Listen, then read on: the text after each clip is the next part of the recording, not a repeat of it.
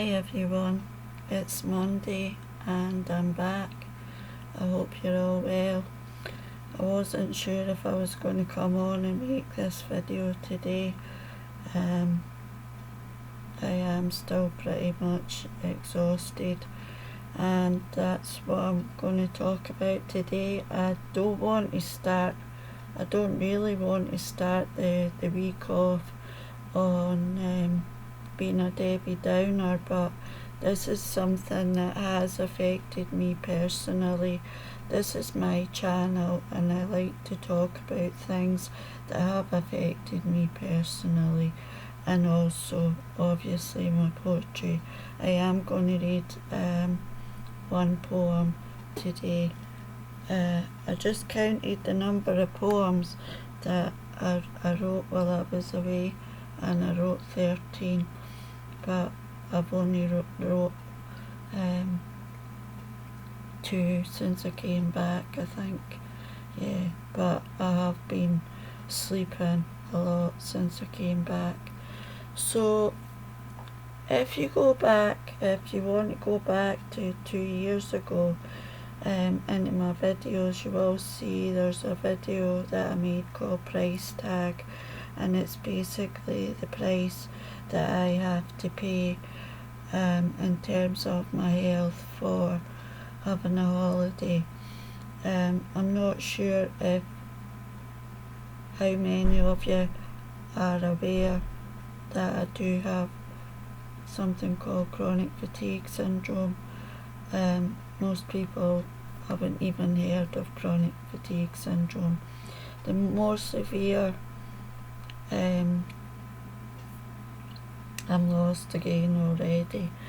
There is a more severe thing, I'll just call it thing because I can't find the word, it's still really early, called ME, which is more severe. It is in the same symptoms, but people are bedridden for years. So the price tag that I have to pay for going on holiday is being absolutely exhausted when I come back. I know it is normal for people to be jet lagged when they come back, obviously, because of the time differences and stuff like that, but what I have is not normal jet lag. What I get is what's called a crash. So a person with chronic fatigue syndrome only has so much energy on any given day. Whatever task that they undertake, whether it be a big task or a small task, it uses up battery power. So for me, going away and the physical aspect of hauling suitcases and crap like that, I've probably used a year's worth of battery in a couple of weeks. Not a couple of weeks, because I wasn't doing that when I was there, obviously, but the coming back part is the part that kills me. Not only that, they're trying to catch up with everything when I come back, having no food in the house when I come back. It's a heavy price to pay for going on holiday, and I'm thinking now that it could be just too much now for me to do this type of thing. I woke up at 3. I woke up at 3 in the morning on Wednesday. My flight was not till back of 11, after 11 p.m. So I had the whole day to kill. Obviously the hotel are good, to let you leave your case, you can go out, wander, come back and wait. I do get picked up. I like using a package holiday. It saves mucking about, and the transfers are solve a lot of problems as well. I slept most of Thursday. I probably slept a great deal of Friday. I had to go out for groceries on Saturday. I spent most of yesterday on the PC trying to catch up with everything. I've not even been near WordPress. I was not near WordPress when I was away.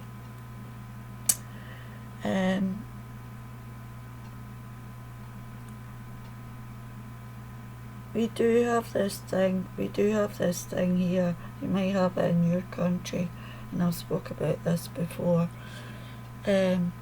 where people with an invisible illness can wear what's called a sunflower lanyard, and it indicates that they have an illness. That is not, they're not limping, or they're not wearing a cast on their arm or anything like that. There's no point in wearing that. I only wear it when I go away. I don't wear it here when I'm at home.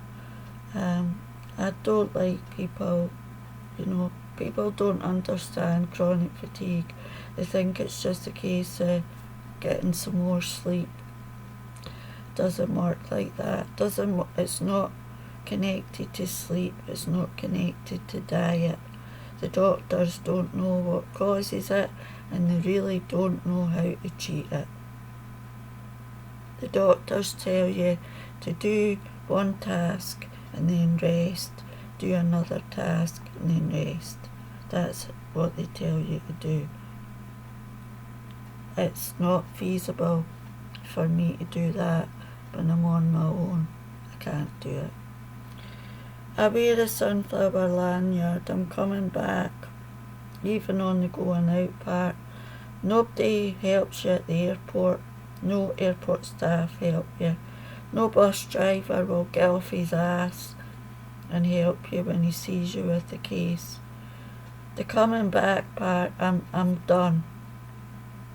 And when I'm done, I get brain fog. I can't think straight. I get the bus from the airport, and then I get a taxi. The taxi driver gets out his cab to help me with the case and put the case in the cab because he can see I'm struggling.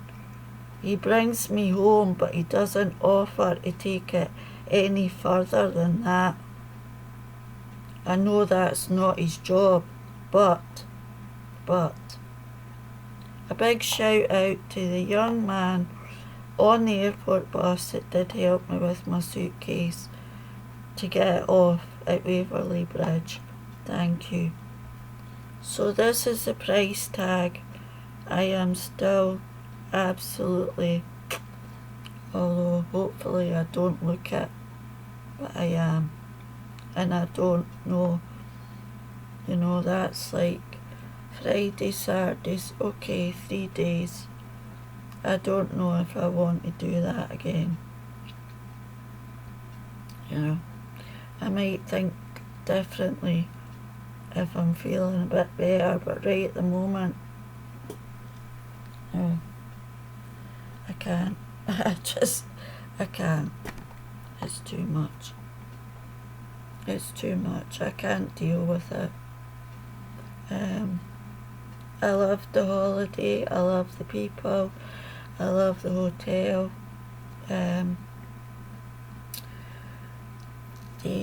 I hope that the 2 earthquakes that have been there recently are not a precursor to a huge big earthquake.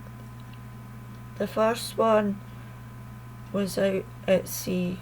I think they've both been out at sea. There was an alarm went off for the first one because there was a tsunami warning. A lady, her husband, who I met last year at the hotel, said, "Did you hear the alarm?"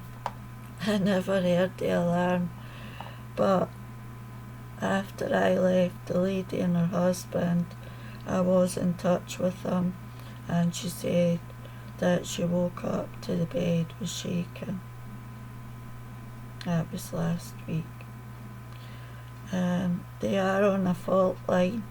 They are on a fault line. I just pray that it's not a precursor to a huge big earthquake.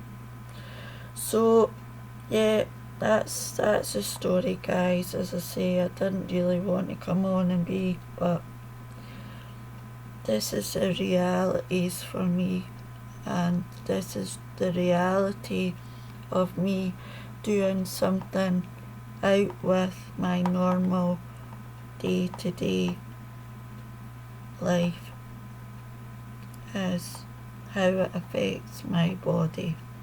And as you correctly said, Sheila, it does actually take the whole shine out of going away.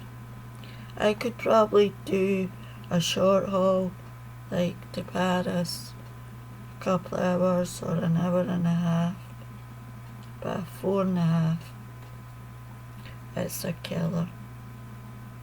It's an absolute killer. One leg was misbehaving on the flight back. One leg was misbehaving. I was up and down, up and down, up and down in the seat like a jack in the box, trying to stretch my legs. But yeah, this is a price tag. So I had to input all the poems yesterday into Grammarly, because you know I'm a perfectionist, and I had shared some of them already, but they were all, the punctuation was off, nothing was right, so I had to do that yesterday. And I need to go on to WordPress today, because Michelle shared a review of Ephemeral Encounters over the weekend. I did drop her an email to say thanks, and I did explain, and she was so lovely. She just said, no rush, take your time. So yeah, you know. Anyway, this poem is called Deep Waters, and yeah, I am in deep waters at the moment, but I will get there. I always get there. My demons nestle on my shoulders, often throwing me off balance. In deep water, I go under. I flail and flounder, too close to my edge. A maelstrom of emotions threatens to drown my mind. Thoughts I must push aside. Where did these words come from? They do not belong to me. Nothing can live for free in my head unless I agree. Strength is my anchor. Resilience is the lighthouse keeper that guides me home. I need not search for dry land. I am an ocean, vast. It is mine to sail, free from any restrictions that threaten my peace. So that's the poem. I will be back on Friday, as I say, and I see this has ran on for quite a bit. Please feel free to turn off halfway through if you found it completely boring. I need to catch up with some of your channels as well. I will try and do that today. Please bear with me while I get back to normal. Normal is basically just a towel on the washing machine round here, and yeah, it is. It really is. If you did tune in, and you have been here for quite some time, thank you from my heart for the views, the likes, the comments, and the shares, and have a good week, and I will see you on Friday, and hopefully my muse will have returned, because I think my muse is still in Crete at the moment.